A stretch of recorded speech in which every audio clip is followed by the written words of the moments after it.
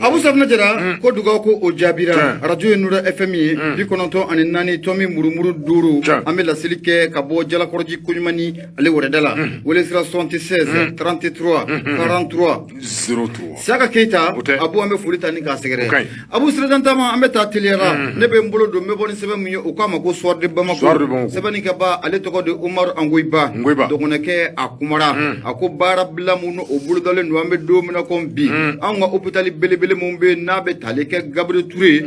abu ane ponche docteur Suba sigatala komunye barabla koniko oburdaleno docteur do fe munye Umar Angoy Baye akoni ayira kafoni mbara muna aburdalen fle docteur fe Abu Safna dira ko sigatala akololo abese munye dugla do ne mane fantani kolu Abu Safna dira ko sigatala ko akololo ko abise uludema wabe ka sababu ye kulude fadoni ndoni kulu bampio Umar Angoy Ba ayira kafoko abeni kana wat don bo Abu Safna dira hôpital ba mumbe nanga mako Gabriel Touré ani kata framunye ponje kan ibena ka foko mi Senegal jakulu do ko nimbe ulu keleme ka muti fari ka buluda keleme ka barabla era ko ne Abu ka buluda sabaningala ko ako alino ya soro ka jatimino la we fatriga ba ka foide ako ko luka jatimino la ko ma chaman ko ni no be fini jamatiki chaman ko fo docteur to uliwa ulu chaman ko nimbe ni chakeda nuna ko lu ko ni mata barabla la kame dom na ko mbi muye dugla dion no be fasu don ko fo olu ko ni ko joro no ko sobe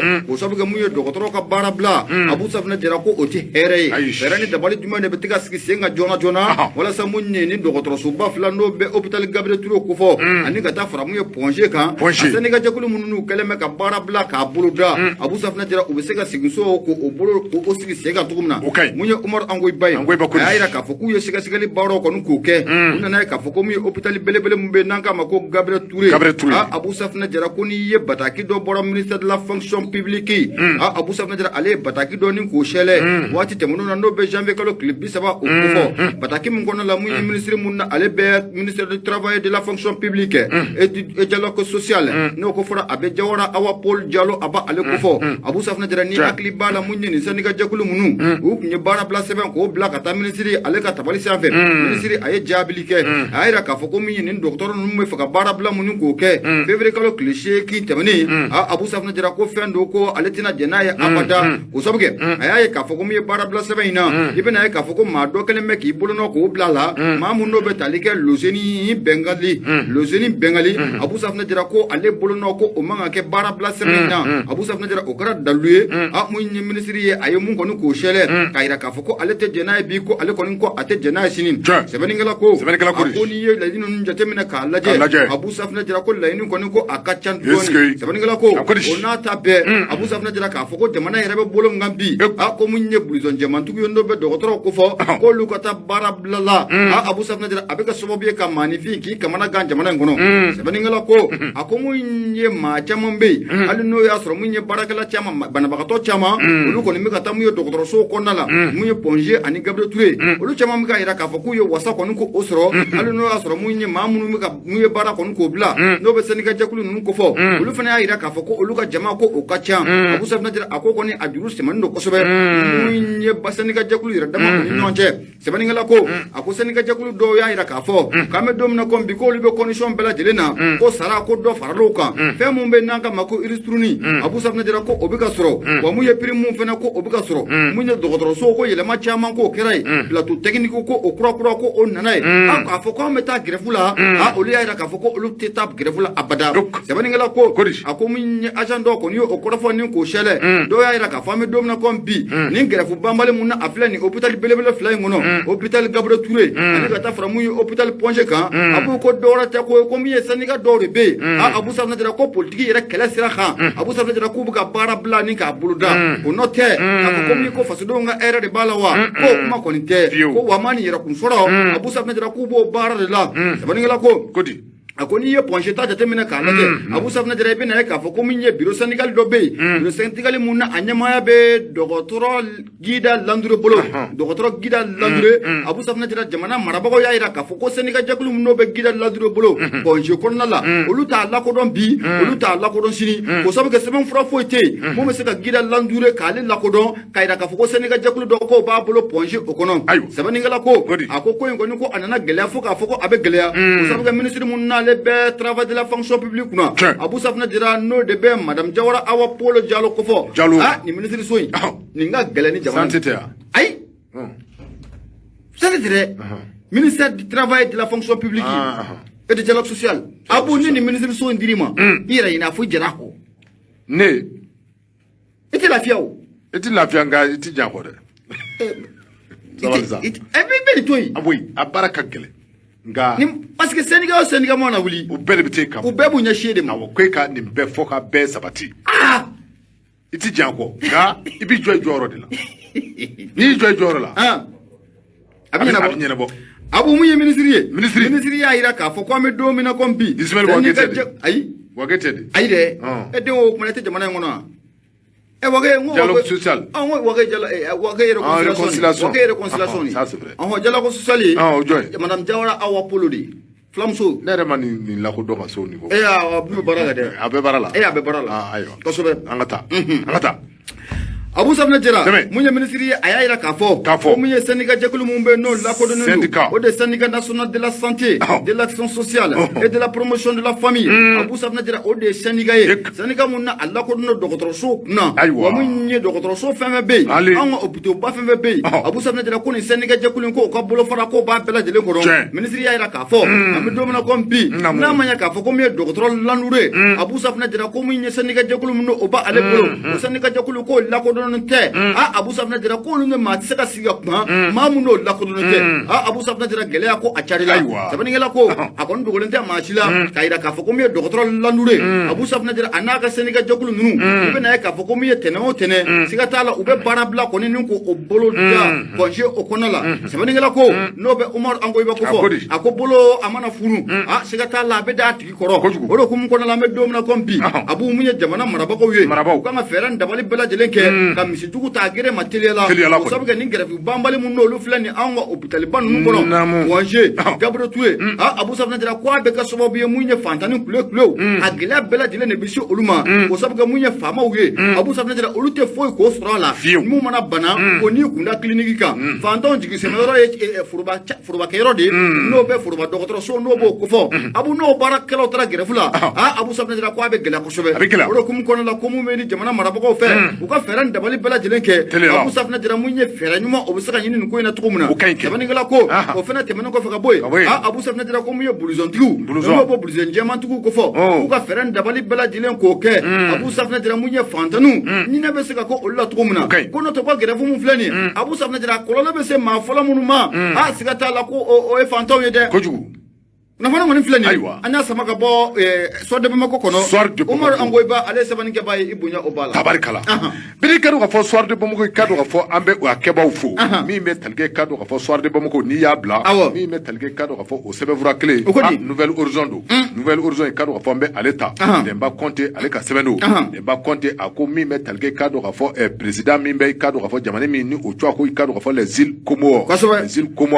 kadu ka fo ale jamane kundigi kadu ka fo ale de bina takabla Macky Sall nola Union africaine o nyemaya la mi ni kadu fo fekle kalo le temps ani shekin natain e ko o baro bala jele tina sabati mi men telge kadu fo ni jere jekulu mi ni abe frafina jwala na jwa ko kadu fo ko Union africaine kadu fo Union africaine kadu fo ni ya takalaje jamani biduru ani duru o lebe akono kadu fo Union africaine sigira senga kabini kadu fo 2002 wati kadu fo jamani munumbe akono a jamani ka chankusobe mi men telge kadu fo Macky Sall kado ka fo ale de ye anyema ye alo wati na komi siza o kala jere ba mi ni obolo da me kado ka fo ka febere kalo kletan ani sheki na ta ngono kado ka fo u kala jere bisabani worna nango mai kado ka fo ko 36e session ordinaire kado ka fo o la jere belebele zebe mi me telge kado ka fo ni jamani biduru ani duru president na bela jele bi tay kado ka fo kenenga o kado ka fo klifla bara ubino ke bara bela jele bi take kado ka fo Union africaine yere ajaba ya bala o ye kado ka fo Addis Abeba kado ka fo o ye Ethiopie jamani mi me telge kado ka fo Macky Sall ale mi kado ka fo asigra kabini kado ka fo le 5 février o ye février kalo kle duru 2022 Macky Sall kado ka fɔ ale sigira ka dɔn ka fɔ nin jɛrɛ jɛkuli ɲɛmaya la min bɛ talige ka dɔn ka fɔ an bɛ waati min na komi bi Macky Sall ka dɔn ka fɔ ale fɔra maa min kɔ o de ka dɔn ka fɔ Félix Tshisekedi Félix Tshisekedi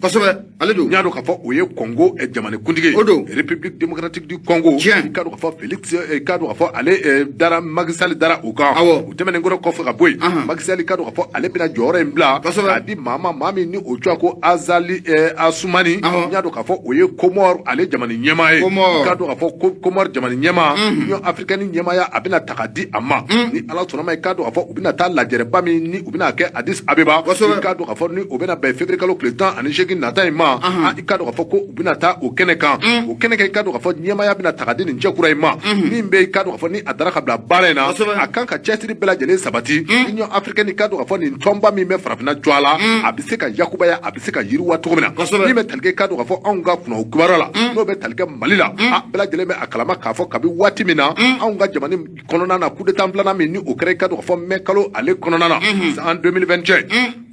deuxième coup d'état min ni o kɛra i ka dɔn ka fɔ san 2021 i ka dɔn ka fɔ o kɛra sababu ye min bɛ talige i ka dɔn ka fɔ Union africaine jamanaw la olu kɔni ka dɔn ka fɔ ka Mali k'a dɛ kɛrɛfɛ koyi min bɛ talige i ka dɔn ka fɔ an bɛ waati min na komi bi Mali kɔni ka dɔn ka fɔ haka ja ka se fɔ bi ma Mali kɔni anw dɛn bɛ kɛrɛfɛ ka bɔ nin tɔ in na sabula i ka dɔn ka fɔ ninnu y'a yira k'a fɔ kabi waati min na Malidenw i ka dɔn ka fɔ u sɔnna ka coup d'état filanan kɛ i ka dɔn k'a fɔ o kɛra sababu ye min ni ka dɔn ka fɔ Union africaine ɲɛma a ye u tɔɔrɔ n'a ma ɲɛ k'a fɔ ko Mali ye coup d'état filanan kɛ o kuma i ka dɔn ka fɔ fɛn o fɛn bɛ wele ko instance nationale i ka dɔn ka fɔ ko u ka Mali sen bɔ nin bɛɛ lajɛlen na o baaraw de kɛra nka i ka dɔn ka fɔ don tɛmɛnenw na hali a ma mɛn kosɛbɛ maa min bɛ yen ni o cogoya ko Musa Faki Mahamat n y'a dɔn ka fɔ o nana taamana an ka jamana in kɔnɔ i ka dɔn ka fɔ min bɛ talige i ka dɔn ka fɔ Musa Faki la i ka dɔn ka fɔ ale kɔni kɔrɔfɔ ɲumanw bɔra a da kɔnɔ sabula i ka dɔn ka fɔ Musa Faki a ka hakilila ti dɔ wɛrɛ dɛ ni Ala sɔnna ma i ka dɔn ka fɔ nin lajɛrɛba min ni a bɛna kɛ nin sen n'o bɛ talige i ka dɔn ka fɔ lajɛrɛ 36nan na 36e session ordinaire i ka dɔn ka fɔ assemblée de l'Union africaine jamanakuntigiw bɛna ɲɔgɔn ye min kɛ i ka dɔn ka fɔ ale kɔni y'a yira k'a fɔ ni Ala sɔnna ma i ka dɔn ka fɔ ani Assimi Goïta olu ka ɲɔgɔnyew sɛbɛn a ko ɲagini bere mun d'a mɛ ka Mali sɛgɛrɛ Union africaine jɔ a la e ko i ka dɔn ka fɔ nin don ma se e ko i ka dɔn ka fɔ u tɛna a bɛɛ lajɛlen wuli de a banna o k'a wuli nafa yɛrɛ b'a la o ye fɛn b'a la bilen wa nafa putere ayiwa tiɲɛ tɛ o de la i ka dɔn ka fɔ bamananw b'o de fɔ i ka dɔn k'a fɔ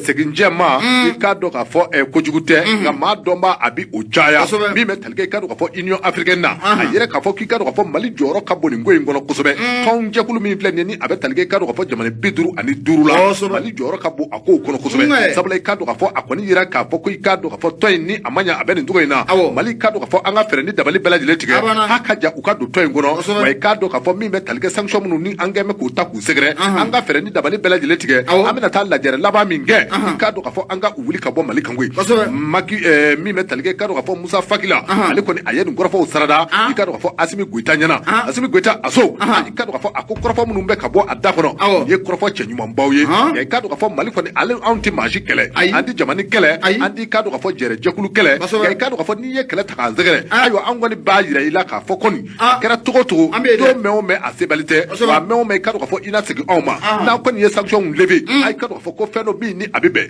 nka i ka dɔn k'a fɔ min ye kunjan ye i ka dɔn k'a fɔ ko Mali kun tɛ siyan maa si kɔrɔ Mali kun tɛ siyan i ka dɔn k'a fɔ diɲɛ jɛrɛjɛkulu si kɔrɔ min n'i ka dɔn k'a fɔ o bɛ wele ko i ka dɔn k'a fɔ Union africaine ka taa se i ka dɔn k'a fɔ CEDEAO ani UEMOA ma fɛn o fɛn bɛ talige i ka dɔn k'a fɔ jɛrɛjɛkulu la diɲɛ jɔ a la ko Mali kun tɛ siyan maa si kɔrɔ nka n'i kɔni gɛrɛla an na k'a ye k'a fɔ ko i ye min kɛ fili don k'a fɔ ko an ka segin i ma problème foyi t'a la i ka dɔn k'a fɔ Assimi Goïta a ye Musa Faki a ye a jaabi ta a y'a yira k'a fɔ ko ni Ala sɔnna ma 36e session sɛbɛn hali ni ale kɔni ma taa min bɛ taa kɛ Mali cɛbɔ la i ka dɔn k'a fɔ cɛbɔ o na taa kɛnɛ kan ni cɛbɔ taara kɛnɛ kan sanction minnu bɛ yen ni olu taara ka bɔ Mali kan i ka dɔn k'a fɔ ko tabari kala ko i ka dɔn k'a fɔ ko o bɛ bɛn parce que filɛ an ye min fɔ i ka dɔn k'a fɔ Nouvelle Horizon kɔnɔ Demba Conté ale ka sɛbɛn don Nouvelle Horizon Demba Conté Abu an b'a fo ne bɛ n bolo n b'a gosi ka don n bɛ bɔ ni sɛbɛn min ye o k'a ma ko indicateur du renouveau sɛbɛn fura in y'a bɔ ko 3729 ka bɛn bi tarata don ma février kalo kileta ani nani san bafla ani san mugo ani saba fasiri ke ba to de a jamutene Abu Safna Jara abena tamuye jime fola cejanga ko kuru onna faba ayira kan ko bar de fer mu no obe jamana gouvernement bar de fer mu gele mu no obe anga jamana marabako ni esire belu no nyonje no okofora atemunye jamana denche no ngofowa o te sema mawye Abu Safna Jara ko kele ko abesega baliwa mugu ci ko abesega baliwa on ne sema ere ka masaranga so ka ke tala ke ko ka abesega baliwa ngale to mi asigi abesigi munya ajam tenen ayira ka foko ni wati labaina Abu ibena ka foko munye video do ko ni ko obuga munu anga bololo sirafe video ina ibanga belebele do yala ndo be talike Amadou Albert Maïga Abu ibena ka foko munye conseil national de la transition do ko for ate sente ko fowa sente nyama ba de sheku ko maliki jawi Abu Safna Jara ma Amadou Albert Maïga Abu ka kuma miye video ko nala abayira ka fame dom na kompi ko on sema mawnu nyonche ko sigata la ko munye kelen Abu Safna Jara ko abike kuyi ko munye arme maleni ni ezire belu no be denchene nun ko fo Abu ko sigata la ko masaranga so abike tala de ko be kama awo wa ma mo kane ya abike tala na kera tala bete ama mo kan awo ama mo ka du kunjemo anatme Sabaningila ko Abu ko korofo mi ga bo mamu dakono no de be Amadou Albert Maïga Amadou Albert Maïga wa mu ye conseil national de la transition Abu Safna Jara ko ma ba do akoni ya jitemna kalaje gelemu no ba anu semani nyonche ni wati lawaina Abu gelay masro do rafe accord mu be nanga ma accord pour la paix et la réconciliation nationale Abu ko de keleme gelay bi o sabe ko o lenna ma yalin ko ke o de keleme gelay bi on ne ma nyonche no be jamana denjugu nune kufo sabaningala ko ako ni ko fele no Amadou Albert Maïga kufo Albert ko ni yaira ka fo ame dom na kombi ko kidali kele kata munye kisera kata banani Abu Safna Jara ko abeke ko bala jilen ko ni isigina aye munya Amadou Albert Maïga ayira munya aka video ko nala Abu akoko munye malidon kana sira sabuka ni wati labana ayira ka fo ko munye diplomate do bado bora jera ko nala ku kunda kidali ka Amadou ko malidon ku kana sira kana siran fonye ko ni sema fana ku bo fara ngon kan mun wati na ko malidon kana siran ko ambela dire farale nga to nyoha ko fa mbora Amadou Maïga Mamadou Sente Abu Safna Jara ko fa mbora ale de dakono sabaningala ko aku ibina ka foko albi go belebele bay no be Amadou Albert Maïga ko fo Abu Safna Jara akmada de ayira ka fami dom na kompi anga jamana ngoro ko sigata la ko munye kelege marfa chaman de Abu Safna Jara ko anota munye sampe taw duguma taw munu miye munu tiye munu me kuma munu te kuma Abu Safna Jara ko bela jelemba anga jamana bolo amed dom na kompi ko kidali keleliwa Abu Safna Jara ko na hulla ka badia ko ha metade nyetu nyele dosa kidalu ti ambwanja kaza ama décider folodi ayi bibina angele nyandeza ebe ka fem no volu chi robewa manga chi olula yo bede mena mi fie do de ma dise folo ni do sera domodo abike wender biti sigi kidali akabiro kono ukan wele lubita ayi bita communication sira kan yake aya ko tam on va t'envoyer comme reporter ayi abata am muso kolosia awata am oblagata awta reportage ni cheba jito awan njena ya famu awo ya sa ko an ngata ko lubi muso kolosia awan muso kolosia awka muso trawla ka jito trawla ka jito olu de ko ku bitu ak ko muso kolosia o ma ay problem ta la on jarala ka on ye chefar jou on bita korofe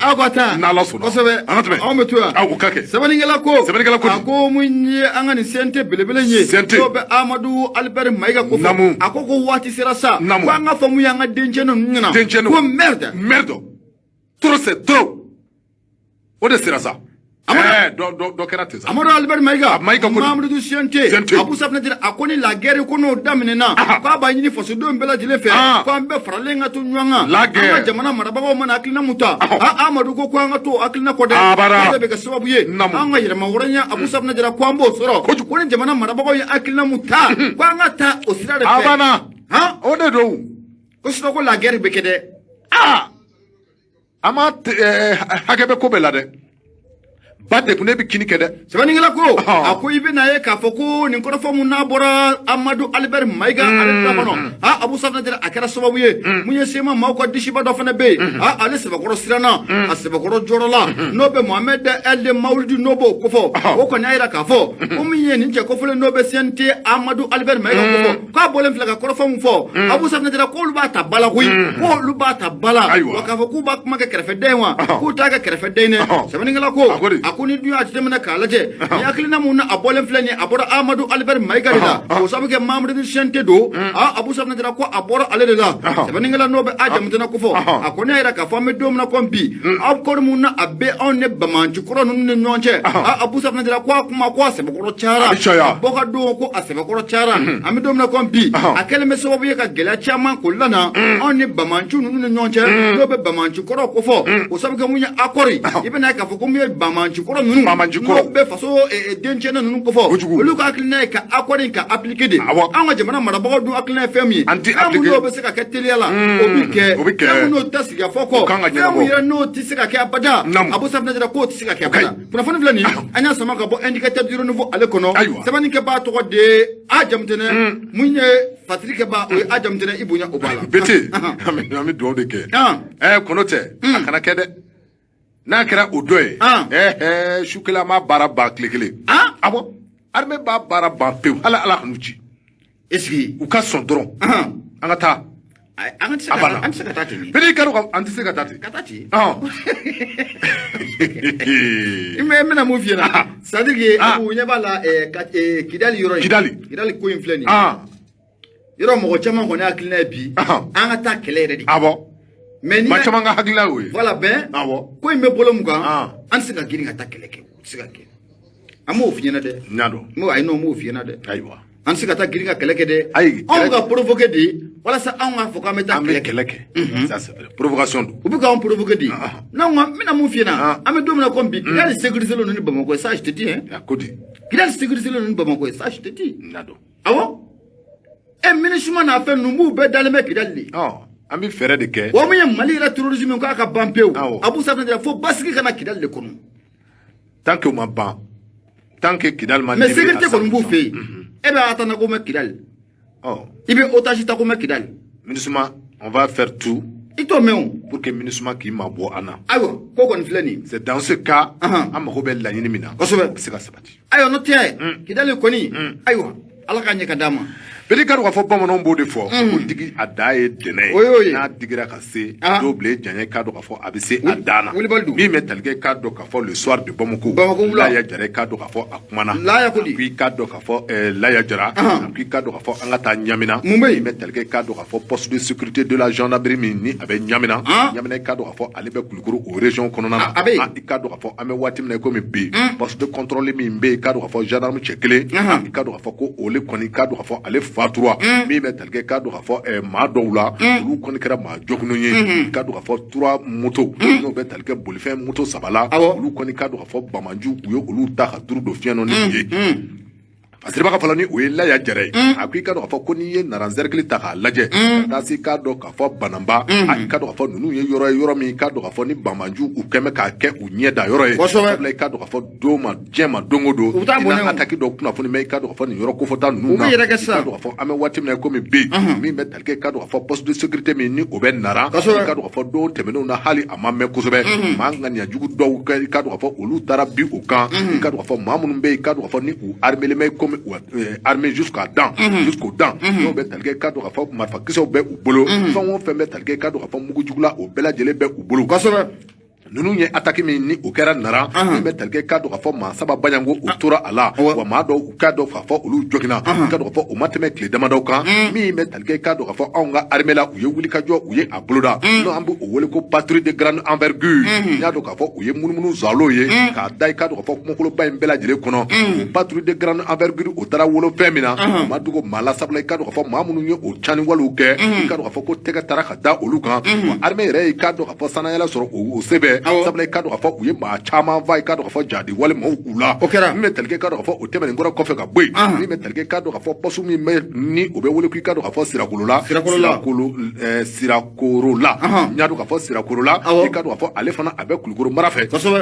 min n'i ka dɔn k'a fɔ banaba a ma jan kosɛbɛ a ka jan ka taa se i ka dɔn k'a fɔ ɲamina ma ninnu bɛɛ lajɛlen bɛ i ka dɔn k'a fɔ kumada kelen na min bɛ tali kɛ i ka dɔn k'a fɔ banbanji dɔw fana donna i ka dɔn k'a fɔ o don ko min bɛ tali kɛ i ka dɔn k'a fɔ sirakula ale poste la i ka dɔn k'a fɔ u ye cani dɔw kɛ nka maa n'i ma to o la sabula i ka dɔn k'a fɔ degaw ni o bɛ tali kɛ i ka dɔn k'a fɔ cani dɔw kɛra kɛrɛnkɛrɛnnenya i ka dɔn k'a fɔ bolifɛn dɔw la ani i ka dɔn k'a fɔ mobili ani moto minnu ni olu bɛ poste de sécurité kɔnɔ i ka dɔn k'a fɔ o cani o da ma bonya kosɛbɛ tɛmɛnen kɔrɔ kɔfɛ ka bɔ yen min bɛ tali kɛ i ka dɔn k'a fɔ nin tile fila in na kɛrɛnkɛrɛnnenya i ka dɔn k'a fɔ dimanche don dugu min ni o cogoya ko ɲamina i ka dɔn k'a fɔ ale yɛrɛ ni i ka dɔn k'a fɔ sirakula u cɛ tɛ tɛmɛ kilo 50 baɲanko kan ninnu bɛɛ lajɛlen bɛ i ka dɔn k'a fɔ kulukoro mara kɔnɔ i ka dɔn k'a fɔ banmanju u ye wulikajɔ u ye a boloda wulikajɔ in kɔnɔna na i ka dɔn k'a fɔ gendarme cɛ kelen i ka dɔn k'a fɔ o fara min bɛ tali kɛ i ka dɔn k'a fɔ maa dɔw fana olu jɔginna i ka dɔn k'a fɔ kunnafonidilaw u ka fɔ la i ka dɔn k'a fɔ waleya cɛjugu min ni a kɛlen filɛ nin ye sirakolo la sirakula i ka dɔn k'a fɔ ani ɲamina ninnu si tɛ yɔrɔ ye yɔrɔ minnu ni u ka jan ɲɔgɔn na nka i ka dɔn k'a fɔ ko n'i y'a ta k'a lajɛ ni mara minnu filɛ nin ye ni a bɛ kulukoro mara kɔnɔ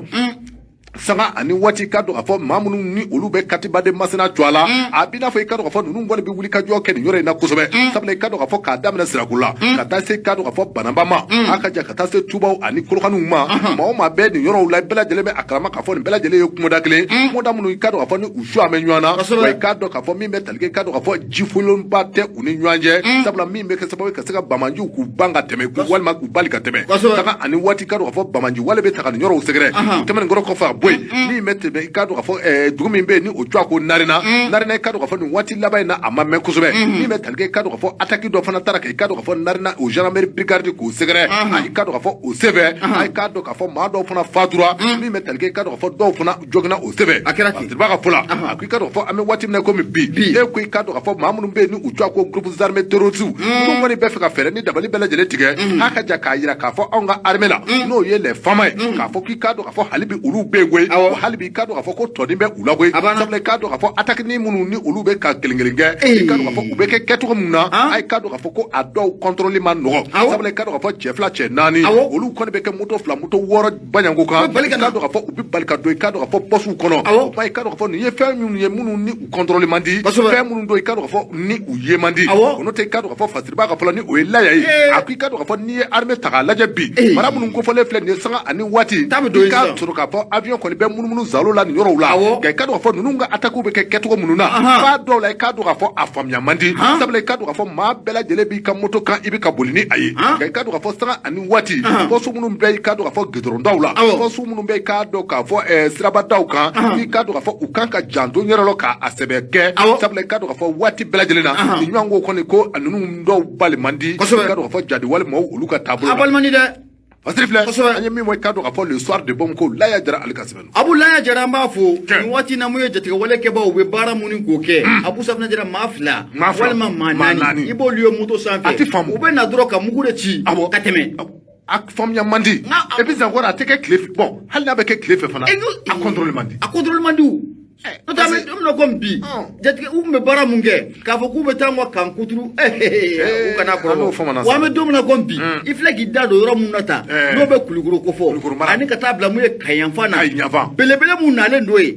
ale ma wakulɔni to kuma bɛ adamaden ma ko Masawule de y'ale ye wakulɔni ba cɛ Masawule ale de donna ye o ka ɲi n bɛna mun f'i ye Masawule Abu an bɛ kalo saba d'i ma a jatigɛ wale kɛbaaw u bɛ kulekan bɔ sisan o bɛ bɔ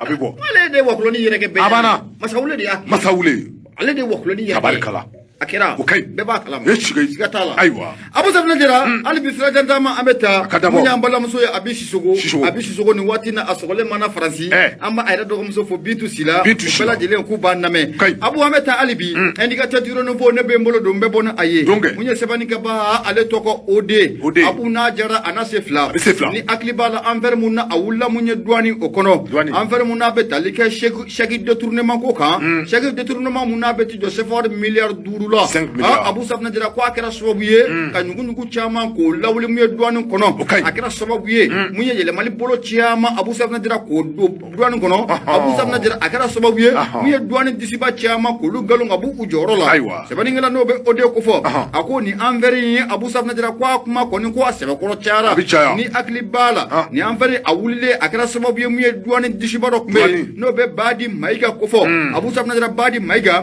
ale yɛrɛ kɔni tun bɛ mun ye section production et recherche ale kumbo o lamu nyeni ma fili kati yan fan fe Abu Safna Jara ale gulona ka bo a joro la sebaningala ko ako duani kalfalo no inspecteur général no be Amadou Konate ko fo Abu Safna Jara dangoro bahi abe faka yelen kura ko de didu duani malani ngoni ma dom na kombi sebaningala ko ako dogolende mashila ka foko mu nye faso re amusaka Abu Safna Jara ko famba ko abe bo mu duanyon ko ni o fanfe o do kum kono la wuli ka jo ko ni be sena bi yurugu munna akumuga ke duani kunda Abu Safna Jara yurugu yi abe seka kele tuko munna ko sabuga adugolente mashila ka foko mu nye anga duani Abu Safna Jara akuncene no foka foko a chene no ga mu nye mamu me no be inspecteur général Amadou Konate ko fo ko ba me faka feran dabali bala jelenge kan nyin kura ko fiya mu nye duani na sabaningala ko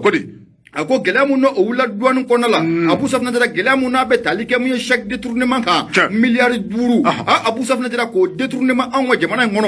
Abu ay ma chama ko kamana ga o de kama mu nya inspecteur général Amadou Konate ayira ka foko ni ko Abdalal sika tota abada Abu ay nettoyage nun ko dabo ka mu nya yoro ka furan sabani ngala ko ako mu nya duani ka bolo fara mu no be buguni ko fe Abu Safna Jara duani ka bolo fara mu be sika so ko fe segu gawo Abu Safna Ali Malika représentant mundo be douane tola Dakar ko fe no be nanga defu jamana ko fo aywa bela jele galo Abu Joro la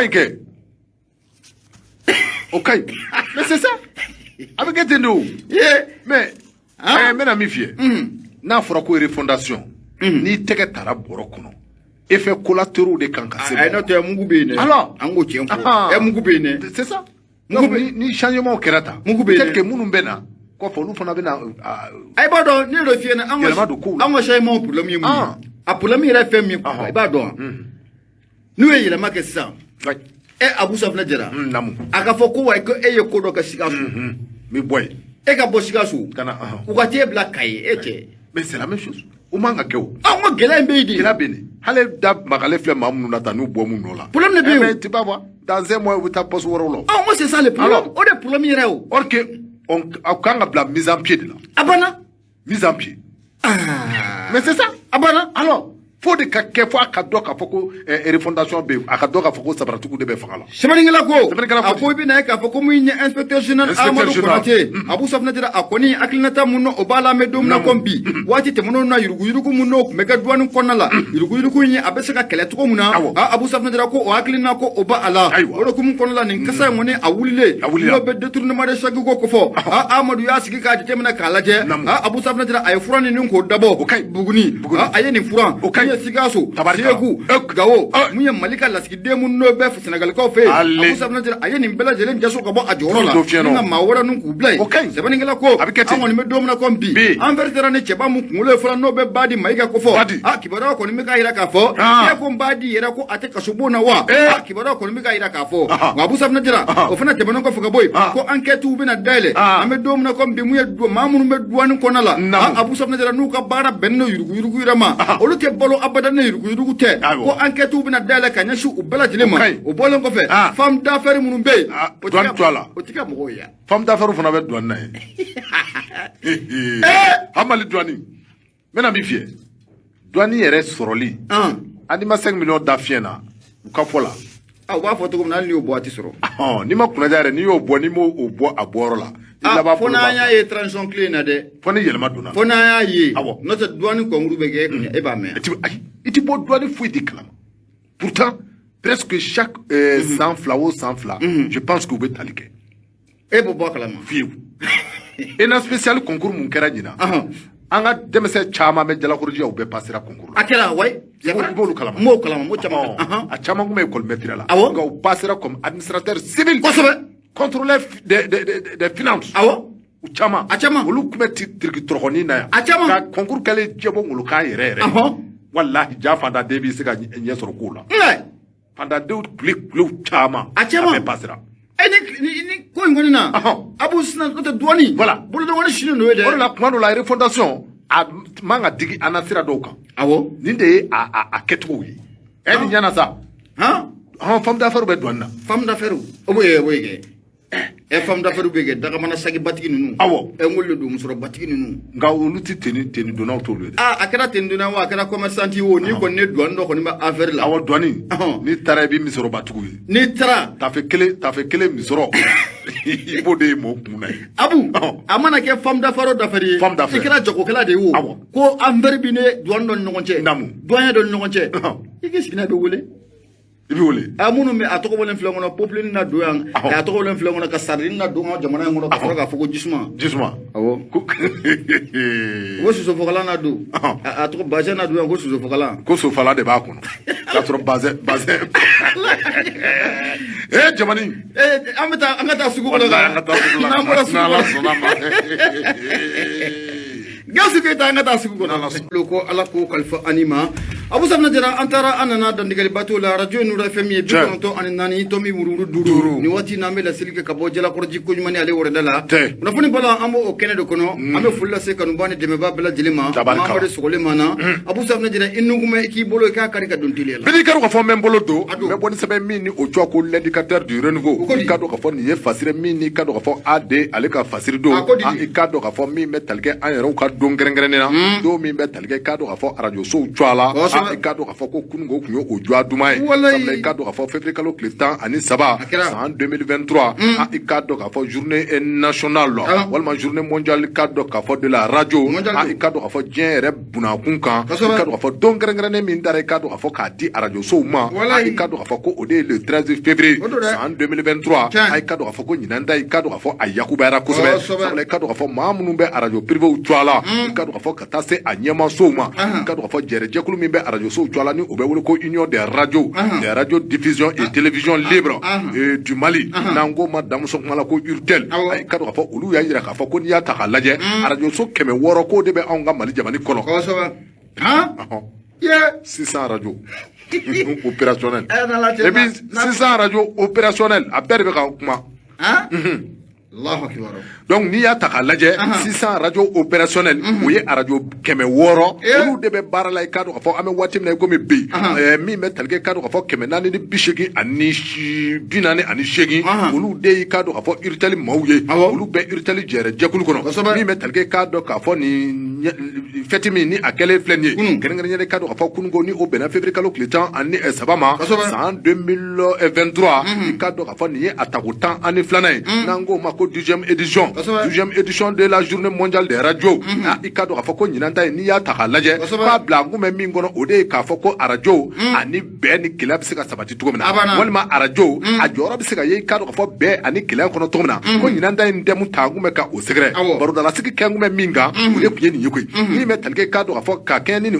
ko yin okum konai ikado ka fo radio nyema ko ni ya jira ka fo ame watim na ko me bi ko ni radio so takalaje walma ni yekuna fo ndi so takalaje ikado ka fo ko ujoro bele be ikado ka fo be ani keleya abisika sabati tugomna ikado ka fo ni radio sira abara ketola ay ikado ka fo ko radio abisika ambla sira nyumanga ikado ka fo kerengenya na be ni keleya re sabati lisira ka ko radio nyango fo ite ula kami metalge ikado ka fo ni akera au fandoy ni metalge ikado ka fo contraire la no ye ikado ka fo fandoy ay ikado ka fo adola ni radio ma ijo la be ni keleya ikado ka fo ko abla jele bisika burja ka sababu ke ikado ka fo radio uluka baraketai ni metalge kado fo radio so kanyema dola no to ko kurba tangara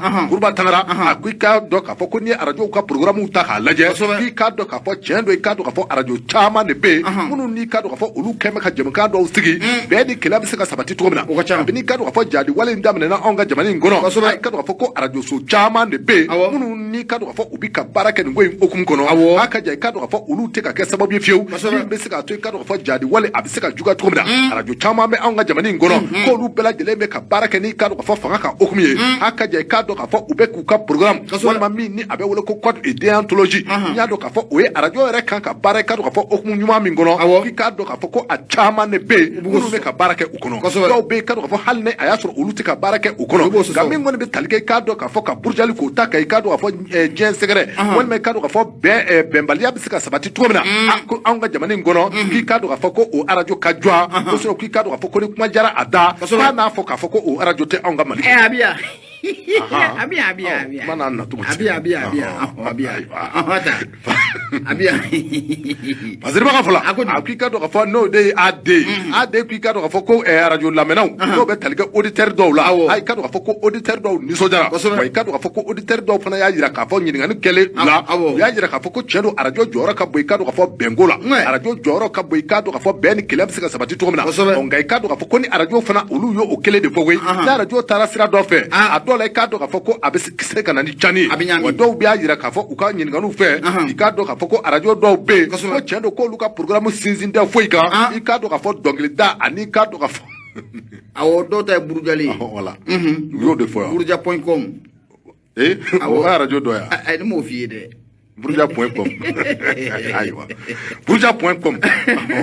mi be telke ka do ka fo auditeur ou la auditeur do ko ni ka dusuma torota ka do ka fo ka radio do secret sabla ka do ka fo uluko radio do be ka do ka fo chiwara fo to lula ka do ka fo mi be telke ka do ka fo dongli do la aka ja dongli mi be ka do ka fo ni kunde ula te kurunguna te kurunjula radio do be ka do ka fo chiwara fo na fo te ulula aka ja mi be telke ka do ka fo naka kanvo ko lu ye fenye munu ni ulu tibe jamani kono ka do ka fo ko ni ulu ta ko lu bela jele nu ka sebe probe ka baraka we ka ki ka do ka fo ko datuguli tugote ula mi me telke ka do ka fo adela ki ka do ka fo gwela doni be u ka sabla ka do ka fo ni chamanje jamani ta laje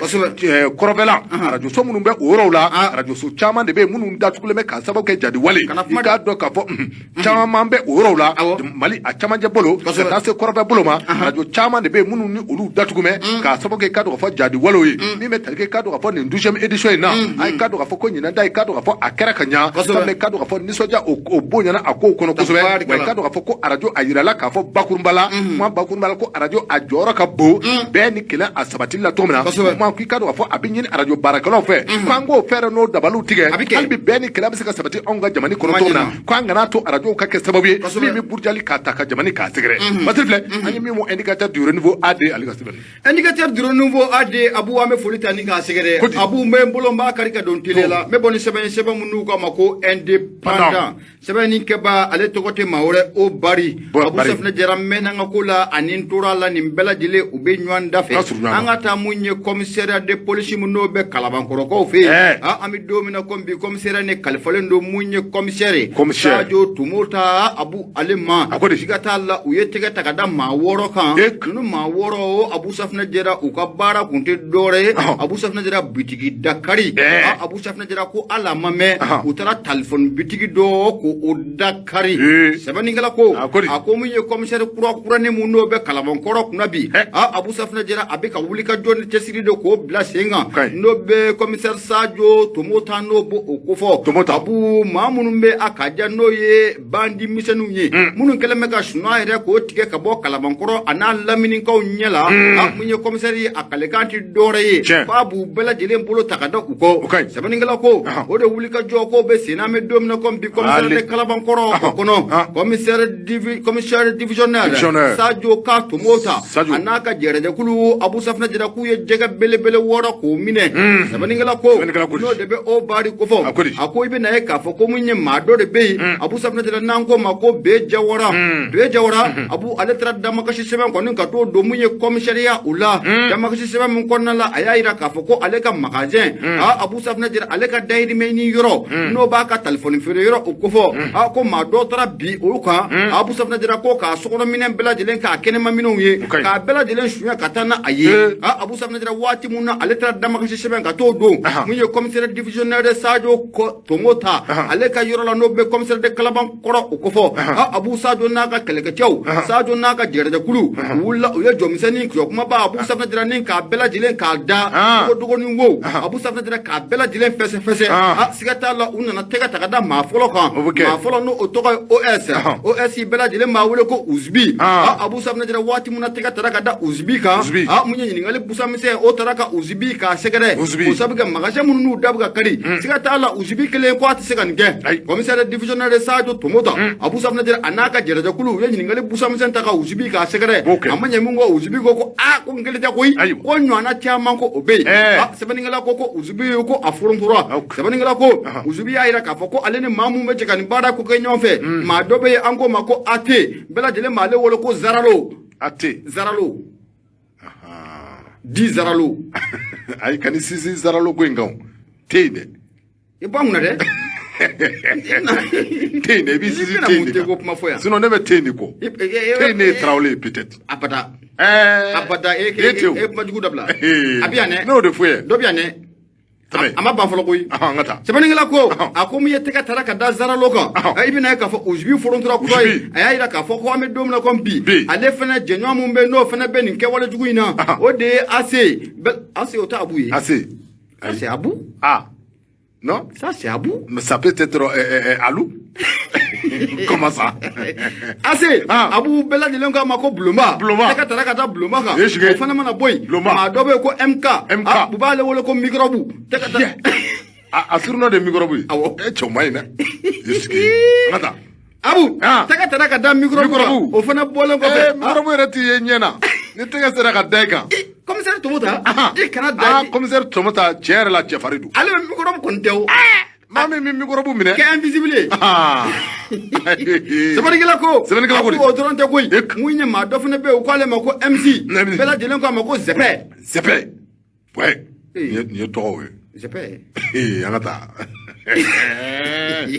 ma viena jen abu samna dira wa munye ni ma bela jile abu tera ka da uko wa joru bela jile na koy munye commissaire divisionnaire no be Sadio Tomota ko fo abu na manya ka fo ko ajora la ka ban abu samna dira Sadio ko ni fe ka fanga akanga ta fanga bolo muna no be critique la ko fo an woni be domna ko bi abu samna dira sikata la Sadio ko ni ko o blaka tay se bani ngala ko akwa me domna ko bi munye Sadio commissaire divisionnaire Sadio Tomota abu safna jira akeleme ka wulika jodo ko bla senga maumare beni wati na ke de bandi misaniye abu safna jira ke de bandi kuma baye e keleme ka sunati ka bo kala bankoro kaula ani ka tabla muye kabala kaula ananu ngandugu Sadio ko imene ka bolla dogo to ala taka abeta ka de na fona flani anya sama ka bo muye seba mu nanga mako independent seba ni ka ba to de obari ibuya obala bele ka do fo obari ambale fo mi metalge ka do ka fo tilela ni oye ka do ka fo nouvelle horizon messe kado akono ye kado ka fo Mamani Touré ale ka sebenu Mamani kado ka fo koni janto make mi metalge kado ka fo communiste e moula kado ka fo communiste mou ngene kado ka fo quartier mi ni ocho ko soningo kado ka fo nunu nye pavé ni obetalge kado ka fo siraba uya mine kunungo dusuma kasara ka ofo mi metalge kado ka fo ndendo ni obena pebre kalo kuletan ani sabama kado ka fo ni ndugula mou ni obetalge kado ka fo quartier soningo la nunu ngoni kado ka fo ukoko uti jeni aye sabla kado ka fo uka dugu ni ma yoro dobe quartier ni ma yoro dobe mi ni kado ka fo oye fien mine dai aka je kado ka fo oye yoro kado ka fo ko ni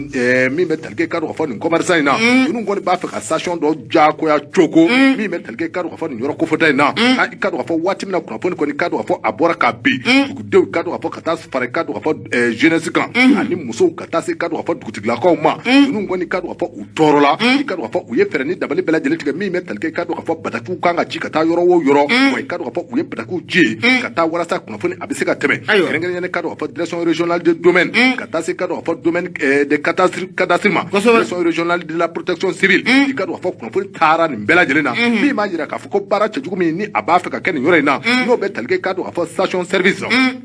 nyado ka fo oye taji ferere mi ni aba afrika jago ya karaba ni yoro na ko uti jeni ayiko mi metalge kado ka fo ni yoro ko fota na ni abeso ni ngo ay kado ka fo ko ni yoro nda halaje gwela warate dugu kolo koni kono mi metalge kado ka fo asebe bro bela jele koni dafa me ka mi metalge kado ka fo mami ni aba afrika station service ko jo ki kado ka fo wati mina dugu don ye wuli ka jo ke ale koni kunya jira ka fo ko chendo ko uka u hakili shiki ki kado ka fo ale tina ke station yetu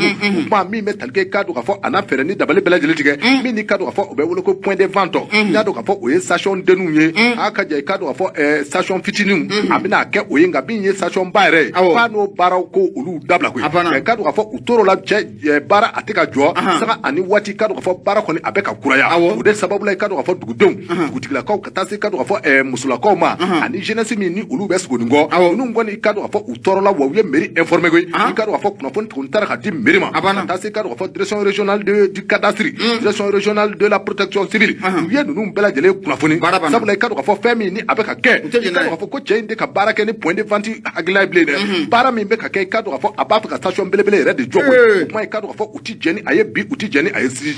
sabula i ka dɔn k'a fɔ yɔrɔ min filɛ nin ye k'a bɛ dugu camancɛ la i ka dɔn k'a fɔ ani du gume ɲɔgɔn na a dɔw la n'i ye station jɔ a yɔrɔ la a dɔw la a bɛ taa laban masiba la o tuma i ka dɔn k'a fɔ an bɛ waati min na komi bi i ka dɔn k'a fɔ cɛ in kɔni waati dɔ la a taara i ta da bɔgɔ jɛnen kan min bɛ tali kɛ i ka dɔn k'a fɔ gendarmerie min ni o bɛ falajɛ a taara kunnafoni ta olu tulo kan olu fana i ka dɔn k'a fɔ u ye dugudenw ni dugutigiw bɛɛ lajɛlen wele k'u ka hakilina mɛn i ka dɔn k'a fɔ an bɛ o la waati min na i ka dɔn k'a fɔ ko cɛ in kɔni i ka dɔn k'a fɔ nafolo kɔni muguden bɛ a kun koyi a b'a fɛ ka baara in kɛ kolo kan koyi an bɛ waati min na komi bi dugudenw kɔni k'i ka dɔn k'a fɔ ko olu fana k'i ka dɔn k'a fɔ station in ti jɔ n'a bi jɔ waati o waati o k'a sɔrɔ i ka dɔn k'a fɔ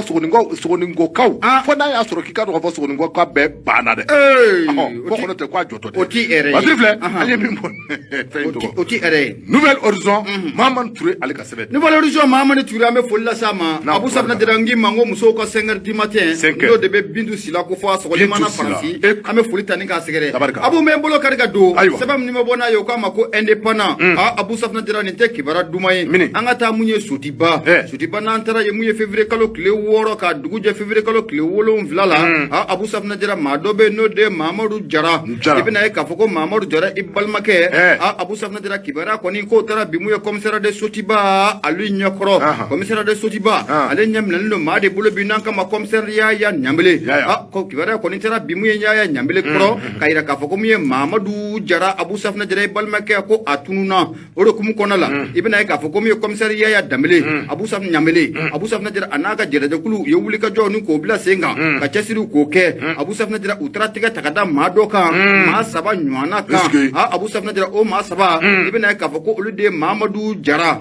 Mahamadu Jara ne nakɔsɛnɛ yɛrɛ don ka bɔ mun ye Sangarebugu yanfan na Abu Safinɛ Jara a bɛ mun ye nakɔsɛnɛ don k'o kɛ commune yɛrɛ kɔnɔ Abu i bɛna ye k'a fɔ ko ni maa 3 siga t'a la k'u ye Mahamadu Jara k'a bugɔ fo k'a ɲɛgɛnɛ k'a karaba ka sɔrɔ ka taa a furu ye ka to o fili mun ye Suta Dunu Jiba o kɔnɔ sɛbɛnnikɛla ko a ko i bɛna ye k'a fɔ ko mun ye commissaire n'o bɛ Yaya Ɲanbele ko fɔ a n'a ka jɛrɛjɛkulu kɔni ye tɛgɛ ta ka da ni maa 3 bɛɛ lajɛlen kan wa maa 3 bɛɛ lajɛlen jɔr'a la koyi k'a fɔ k'olu ye nin funankɛni n'o bɛ Mahamadu Jara ko fɔ k'olu y'a bugɔ fo k'a ɲɛgɛnɛ k'a karaba Abu Safinɛ Jara ka tila ka taa a fili mun ye Suta Dunu o Jiba o kɔnɔ sɛbɛnnikɛla ko maa 3 in na i bɛna ye k'a fɔ ko maa 2 bɛ yen olu fana ye jardin baarakɛla ye n'o bɛ nakɔsɛnɛlaw kɔni ko o b'o ko fɔ sɛbɛnnikɛla ko an kɔni bɛ don min na comme bi Mahamadu Jara ale kɔni fure taara ka di a somaw ma wa suturali baara bɛɛ lajɛlen kɛra février kalo tile 9 an bɛ don min na comme bi maa 3 in siga kɔni t'a la u ka ko taara ka di mun ye kiiritigɛlakaw ma n'o bɛ tribunal de grande instance de la commune 1 n'o b'o ko fɔ u ka ko kan ka kɛ cogo min na mun ye tribunal ye ale b'o bugunatigɛ n'o di Abu bi an bɛ dugawu de kɛ ala ka hinɛ ka don ka fɔ fure la ala ka jigiyɔrɔ ɲa Musafa Njaye an bɛ foli lase ma